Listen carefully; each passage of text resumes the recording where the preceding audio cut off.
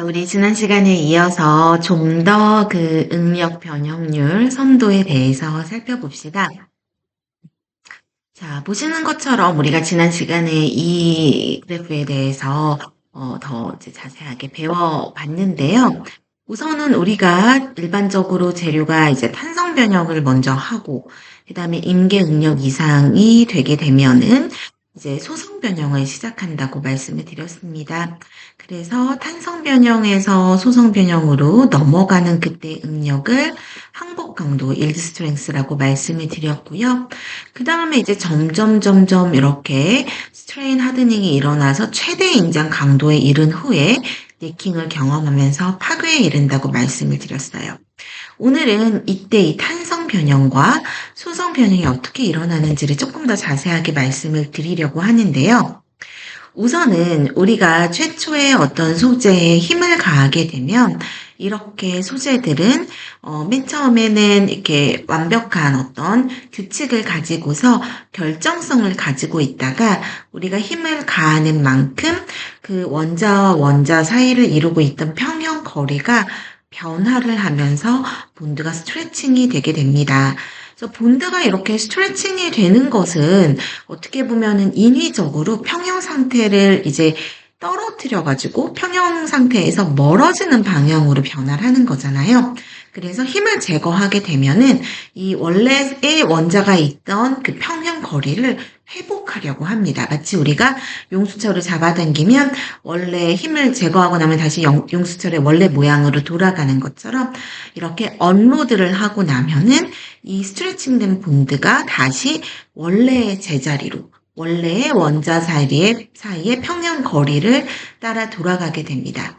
이렇게 되기 때문에 우리가 변형량과 힘 사이의 그래프를 그리게 되면은 이 force deformation curve가 retrace, 힘을 줄 때 변형을 했던 그 루트를 그대로 똑같이 따라서 retrace 하면서 회복을 하게 됩니다. 언로딩을 하는 동안에요.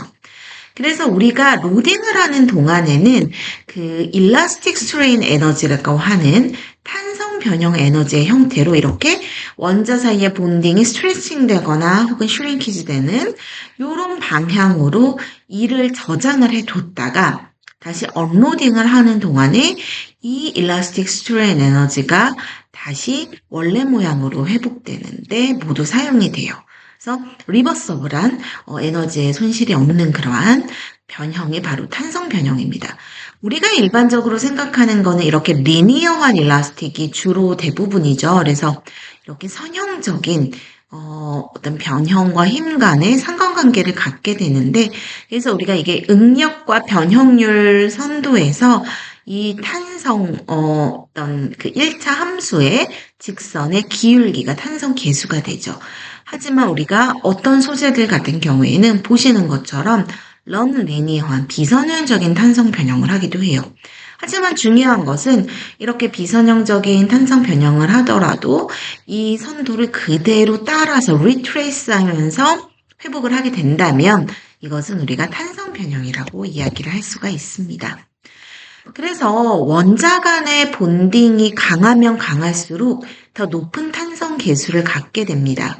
알루미늄보다는 타이타늄보다는 FCC 철이, 또 그보다는 BCC 철이 더 강한 원자 간의 결합을 갖고 있기 때문에 더 높은 탄성 계수를 갖게 되고요.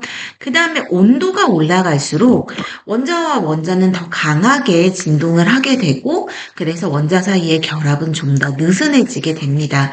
그래서 온도가 올라갈수록 탄성 계수가 이렇게 떨어져 가는 것을 알 수가 있습니다.